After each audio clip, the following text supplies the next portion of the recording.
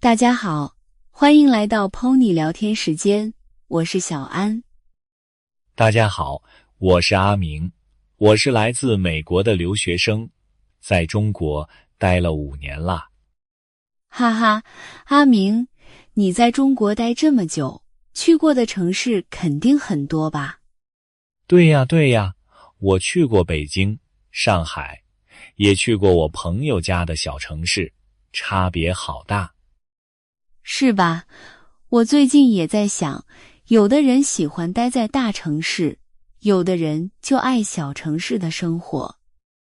没错，我身边很多中国朋友，有的毕业就留在北京，有的就回了自己的小城。那今天我们就来聊聊，大城市和小城市到底选哪个更好，好不好？好呀，这个话题我太想聊了，我还有很多疑问呢。哈哈，那我们先说说，你去小城市的时候，最大的感觉是什么？最大的感觉就是慢。早上不用赶地铁，街上人不多，很安静。对，我老家就是小城市，早上可以慢慢吃早饭，还能去公园散步。但是我在北京，每天早上都要赶地铁，人特别多，有时候还会迟到。我懂，我在北京工作，每天通勤就要1个小时，真的有点累。而且我发现，很多人都有这样的困扰，想留在大城市，但是压力大，回小城市又怕没有好工作。太对了，这就是很多年轻人的烦恼。我身边好多朋友都在纠结这件事。比如我的中国同学，他是南方人，毕业以后，爸妈让他回小城市，但是他想留在上海。是不是因为小城市的工作机会少呀？对，他学的是设计，小城市没有太多设计相关的工作，但是上海有很多大公司。这就是大城市和小城市的第一个差别，工作机会。什么差别呀？你给我说说，我还不太懂。很简单呀，大城市的公司多，工作种类也多，不管你学什么，都能找到相关的工作。哦，比如我学中文，在北京，可以当中文老师，也可以做翻译，机会很多。对啦，但是小城市不一样，公司少，工作种类也少，很多专业都用不上。我明白了。我朋友的老家是小城市，他说那里的工作大多是老师、医生、公务员。没错，而且还有一个差别，就是生活压力。你觉得北京的生活压力大吗？太大啦，房租特别贵。我和同学合租，一个小房间就要2000多块钱。哈哈，我也是。我在北京租的房子，每个月房租占了工资的1半。但是小城市就不一样，我朋友家的房子，房租很便宜，一个大房间才几百块。对，而且小城市的物价也低，吃饭、买东西都比大城市便宜。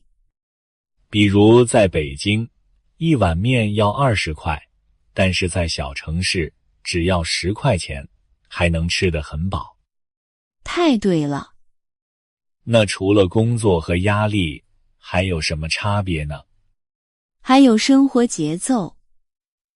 大城市的节奏很快，每天都要赶时间，上班、下班、开会，很忙。对，我每天早上7点起床，8点出门赶地铁，9点上班，晚上7点才能回家。我也是，有时候忙起来，连吃饭的时间都没有，只能随便吃点外卖。但是小城市的节奏很慢，我朋友每天下午5点就下班了，还能回家做饭。没错，我老家的人晚上吃完晚饭都会去公园散步、聊天，特别放松。我好羡慕呀！我在北京，每天都很忙碌，很少有时间放松。哈哈，其实不管是大城市还是小城市，都有好处和不好的地方。对，那如果有人很纠结，不知道选哪个，有什么好办法吗？第一个办法，想清楚自己想要什么。如果你想找好工作，多赚钱，就选大城市。哦，比如我想做中文老师，北京的机会多，所以我就留在北京。没错。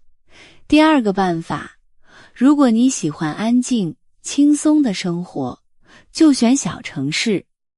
比如我的朋友，他不喜欢忙碌，所以他就回了小城市，过得很开心。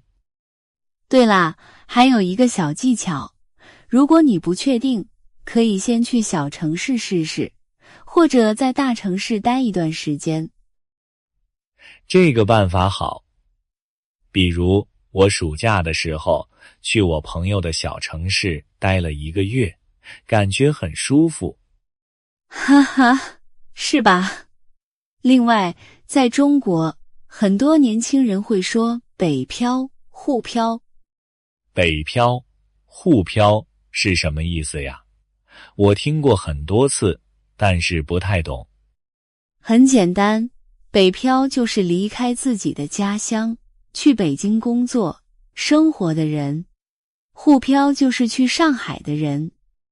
哦，我明白了。